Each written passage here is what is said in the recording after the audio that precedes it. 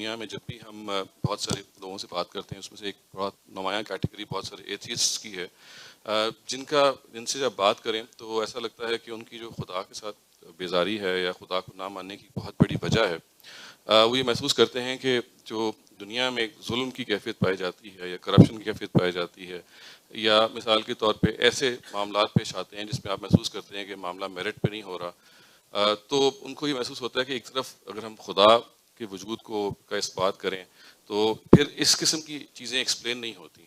تو میرا یہ سوال آپ سے یہ ہے کہ جی یہ جو دنیا میں ہم دیکھتے ہیں ظلم زیادتی یا کرپشن یا ایسے لوگوں کا ٹاپ پہ ہونا جو اس ظلم کے باوجود سوسائٹی کے معلوم ہوتا ہے کہ کوارٹی جگہوں پہ ہیں، اور ایک طرف ہم یہ کہتے ہیں کہ خداوند تعالیٰ جو ہے اس نے ایک سسٹم بنایا ہوا ہے، وہ بہت عدل اور انصاف سے کام لینے والا ہے، بہت جسٹس کو ایڈہیئر کرتا ہے. تو یہ دونوں چیزیں جب آپس میں کلیش کرتی ہیں تو بہت دفعہ ایسا محسوس ہوا کہ جو ایتھیزم کی وجہ ایک ہے وہ غالباً یہ ہے کہ وہ اس چیز کو جب دیکھتے ہیں اس کے بعد پھر وہ محسوس کرتے ہیں کہ اس دنیا کو ہم ایکسپلین نہیں کر سکتے اور خدا کو بھی ہم ایکسپلین نہیں کر سکتے. تو اس پہ تھوڑی سی اپنی وضاحت فرمائیے گا. الحمدللہ رب العالمین والصلاة والسلام علی محمد الامین. اعوذ باللہ من الشیطان الرجیم. بسم اللہ الرحمن الرحیم. خواتین و حضرات، میں آپ سب کا شکر گزار ہوں کہ آپ اس طالب علم کی معروضات سننے کے لیے یہاں تشریف لائے. ان منتظمین کا بھی جنہوں نے یہ اہتمام کیا ہے. مجھ سے جو سوال کیا گیا ہے اس کے بارے میں چند باتیں عرض کروں گا. عام طور پر میرا تجربہ یہ ہے کہ جو لوگ اللہ تعالیٰ کے بارے میں یا پیغمبروں کی دعوت کے بارے میں منفی ذہن پیدا کر لیتے ہیں، اس کی ایک بڑی وجہ خود مذہبی لوگوں کے رویے ہیں. انسان جب شعور کی آنکھ کھولتا ہے تو ایک چیز تو یہ ہے کہ وہ کچھ ایسا مزاج پیدا کر لیتا ہے کہ مجھے ان چیزوں سے کوئی واسطہ نہیں رکھنا. ایک تہذیبی اور ثقافتی پس منظر ہے. میں مسلمان پیدا ہوا ہوں، ہندو پیدا ہوا ہوں، مسیحی پیدا ہوا ہوں، یہودی پیدا ہوا ہوں. اس ثقافتی اور تہذیبی پس منظر کے ساتھ مجھے جینا ہے. جس طریقے سے میرے ایک ماں باپ ہے، میرا ایک وطن ہے، میری ایک قوم ہے، میری ایک نسل ہے، ایسے ہی قدرت نے مجھے جن لوگوں کے ہاں پیدا کیا ان کا ایک مذہب بھی ہے. تو وہ اس مذہب کو ثقافت اور تہذیب کی طرح پس منظر میں رکھ کر زندگی بسر کرتا ہے. لیکن سارے لوگ ایسے نہیں ہوتے. اللہ تعالیٰ دنیا میں جو انسان پیدا کرتا ہے ان میں کچھ لوگ نظریاتی لحاظ سے بڑے حساس بھی ہوتے ہیں. اس طرح کے لوگ جب یہ دیکھتے ہیں کہ ان کی ایک مذہبی پہچان بھی ہے تو وہ کوشش کرتے ہیں کہ اس مذہبی پہچان کو کچھ سمجھیں، کچھ اس کو ذہن کی گرفت میں لیں. گرد و پیش میں ان کو کچھ مذہبی رہنما نظر آتے ہیں جو مذہبی خدمات انجام دے رہے ہوتے ہیں. کہیں کوئی مسجد ہوگی، کوئی امام ہوگا، کوئی خطیب ہوگا. بالکل اسی طریقے سے ان کے والدین، ان کے اعزاء، ان کے اقربا، وہ بھی کچھ نہ کچھ مذہب کے بارے میں ان کو بتا رہے ہوں گے. تو جو تصورات ان کے سامنے آتے ہیں، جو احکام ان کے سامنے آتے ہیں، جو رویے ان کے سامنے آتے ہیں، میرا عام تجربہ یہ ہے کہ پہلے مرحلے میں یہ چیز ان کے اضطراب کا باعث بنتی ہے. جو کچھ انہیں بتایا جاتا ہے وہ علم عقل کی میزان پر ان کے خیال میں پورا نہیں اترتا. اس کا ایک طریقہ تو یہ ہے کہ آدمی سارے کام چھوڑ کر مذہب کو یا مذہبی کتابوں کو اپنی تحقیق کا موضوع بنائے. وہ اپنے محلے کے امام اور خطیب اور ایک مولوی صاحب سے ذرا اوپر اٹھ کر چیزوں کو دیکھنے کی کوشش کرے. دوسرا یہ ہے کہ اس کے اندر ایک بیزاری پیدا ہو جائے اور وہ یہ خیال کرے کہ یہی مذہب ہے اور یہی اس کے سب کارنامے ہیں. جب ایک مرتبہ یہ ذہن بن جاتا ہے تو اس کے بعد آدمی پھر چیزوں کو ان کے وسیع تناظر میں دیکھنے کی صلاحیت آہستہ آہستہ کھو دیتا ہے. چنانچہ وہی موقع ہے کہ جب بعض لوگ یہ دیکھتے ہیں کہ اس دنیا میں ظلم ہے، عدوان ہے، اس میں تو غریب پس رہے ہیں، اس میں جس کے پاس دولت ہے، اقتدار ہے یا کوئی اور قوت اس کے پاس آ جاتی ہے تو صاحب نظرہ نشہ قوت ہے خطرناک، وہ لوگوں کے لیے ایک مصیبت اور آفت بن جاتا ہے. مصیبتیں اور تکلیفیں ہیں، زلزلے آتے ہیں، طوفان آتے ہیں، شہر کے شہر مٹ جاتے ہیں، اور اکثر و بیشتر غریبوں ہی کی بستیوں پر یہ آفت آتی ہے، تو یہ چیز ان کو پریشان کر دیتی ہے، اور پھر وہ خیال کرتے ہیں کہ اس کائنات کا اگر کوئی خالق ہے تو وہ یہ انسانوں کے ساتھ کیا معاملہ کر رہا ہے۔ بنیادی طور پر تو مسئلہ وہیں سے اٹھتا ہے کہ ان کو ان کے ثقافتی اور تہذیبی پس منظر میں مذہبی لوگ مطمئن نہیں کر پاتے، لیکن آہستہ آہستہ پھر نوبت یہاں پہ پہنچ جاتی ہے۔ اس کے لیے یہ ضروری ہے کہ ہم دونوں چیزوں کی اصلاح کریں، یعنی اس چیز کی بھی اصلاح کریں کہ اپنی قوم کو، خاص طور پر اسلام کے ماننے والوں کو، مذہب کے معاملے میں ایجوکیٹ کریں۔ ہمارے والدین، ہماری مائیں، ہمارے باپ، ہمارا ماحول، اس میں حقیقی طور پر جو کچھ اسلام کی تعلیم ہے اس کو جاننے والے لوگ ہوں۔ اس سے میری مراد یہ نہیں ہے کہ ہر آدمی دین کا اسکالر یا عالم بن جائے گا، لیکن کم سے کم اتنا صحیح علم اس کے پاس ہو کہ وہ جو ابتدائی نوعیت کا اضطراب پیدا ہو جاتا ہے ایک سوچنے سمجھنے والے آدمی میں، اس کا باعث نہ بن جائے۔ اس کے بعد ذرا ٹھنڈے دل و دماغ کے ساتھ جب آدمی غور کرے گا تو پھر اسے یہ بات سمجھائی جا سکتی ہے کہ اس کائنات کو اللہ تعالیٰ نے جس اسکیم پر وجود بخشا ہے وہ اس کو سمجھنے کی کوشش کرے۔ یعنی یہ دنیا اللہ تعالیٰ نے عدل انصاف کے اصول پر نہیں بنائی ہی نہیں ہے سرے سے۔ یعنی پہلے خالق سے یہ معلوم کرنا چاہیے کہ اس نے یہ دنیا بنائی ہے تو کس اصول پر بنائی ہے۔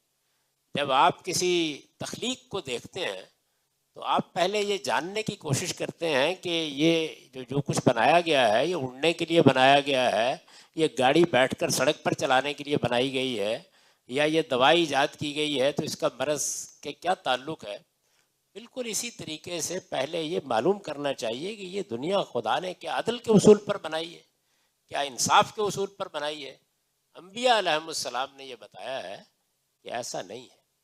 یعنی اگر تو خدا کے پیغمبر یہ بتا رہے ہوتے کہ یہ عدل اور انصاف کے اصول پر بنی ہوئی دنیا ہے، خدا عادل ہے، اس نے عدل و انصاف کے مطابق انسان کو وجود بخشا ہے اور اسی اصول پر دنیا کا نظم چلا رہا ہے، تو پھر یہ اعتراض ٹھیک تھا، لیکن ایسا نہیں ہے۔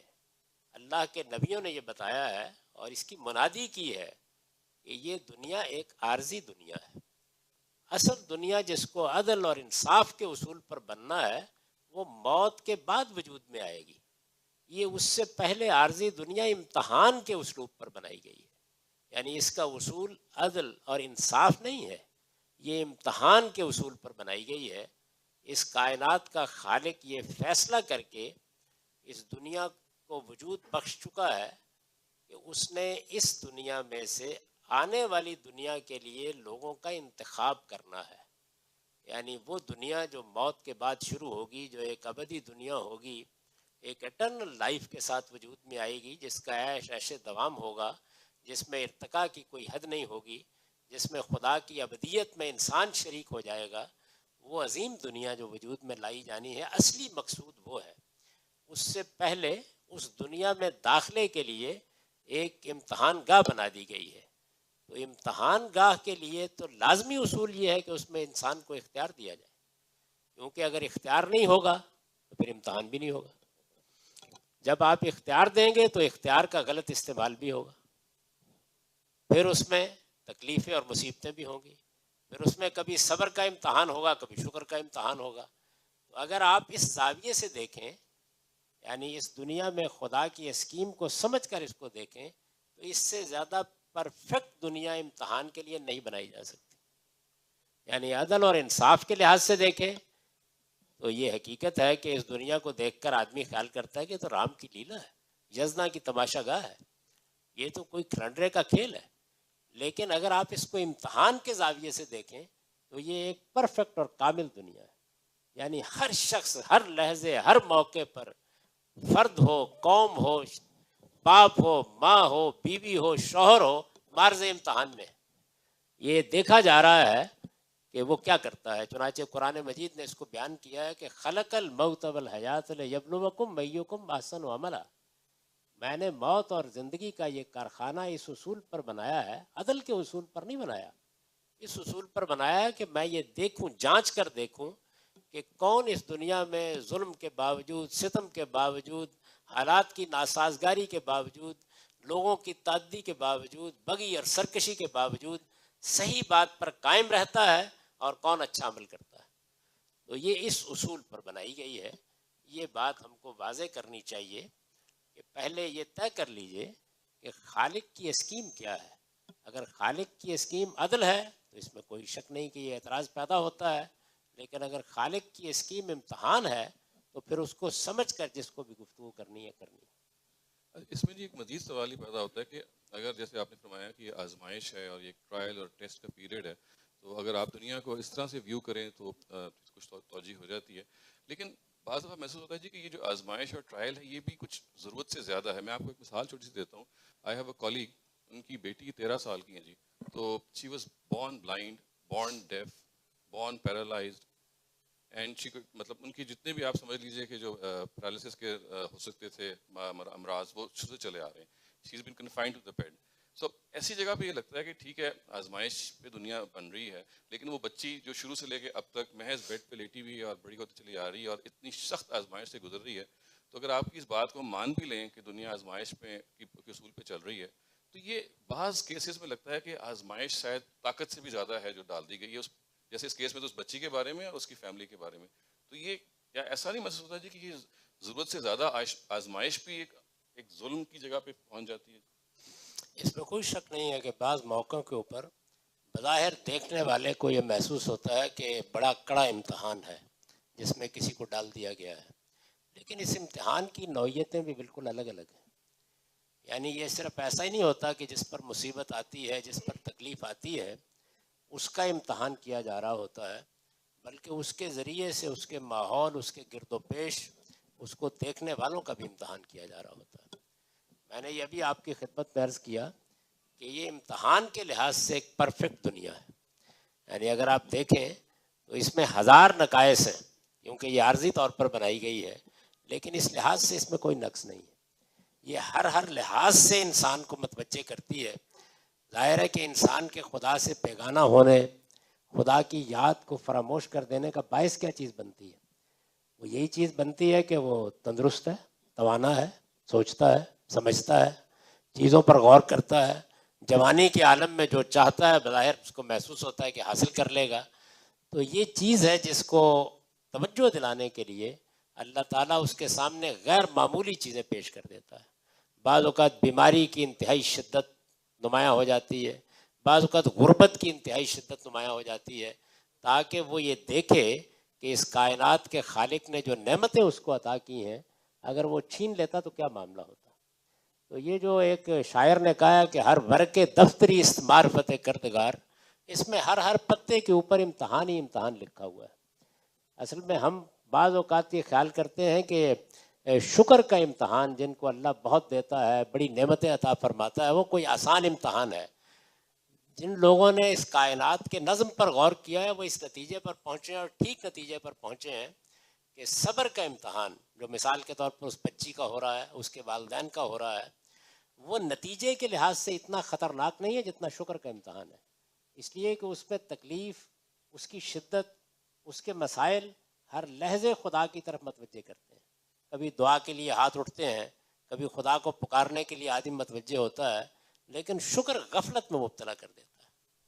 یعنی اس میں جیسے جیسے نعمت ملتی چلی جاتی ہے، شکر کا تصور اور شکر کا احساس غائب ہونا شروع ہو جاتا ہے، اور انسان سمجھتا ہے کہ یہ سب کچھ در حقیقت میرے استحقاق کا نتیجہ ہے، میں نے محنت کی ہے، میں نے پایا ہے، میرے آباء و اجداد کی میراث ہے.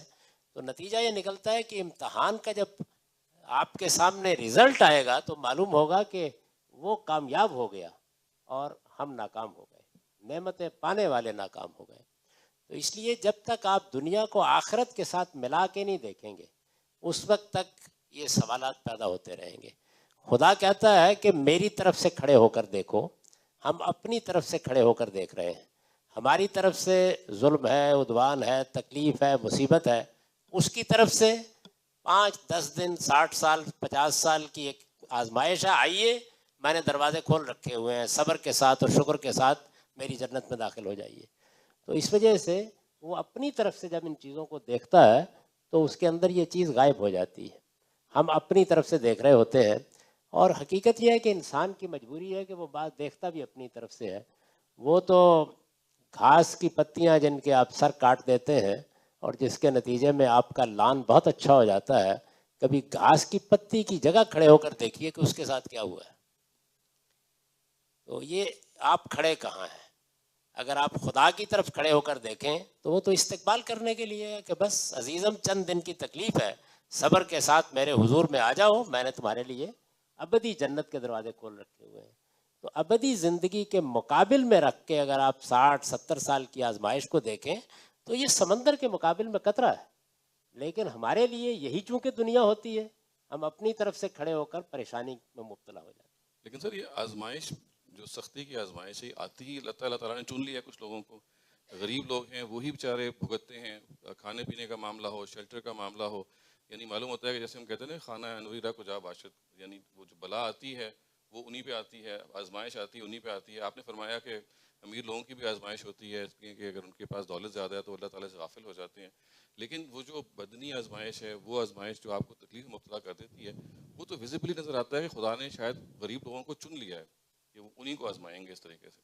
انسانوں کو 2 حصوں میں تقسیم کر دی ہے، یعنی کچھ کو صبر کی آزمائش میں مبتلا کر دیا، کچھ کو شکر کی آزمائش میں مبتلا کر دیا. یہی ہونا چاہیے تھا. اگر آزمائش اور امتحان اسی طریقے سے عدلتا بدلتا رہتا تو پھر وہ قائم ہی نہ رہتا. یعنی وہ لوگ کہ جن کو شکر کی آزمائش میں مبتلا کیا ہے وہ کبھی یہ خیال ہی نہ کرتے کہ صبر بھی کوئی چیز ہے، اور جن کو صبر کی آزمائش میں مبتلا کیا ہے ان کے لیے وہ دنیا ہی صبر کی ہوتی، اس لیے کہ ہر آدمی کبھی نہ کبھی نشیب اور فراز میں گر رہا ہوتا.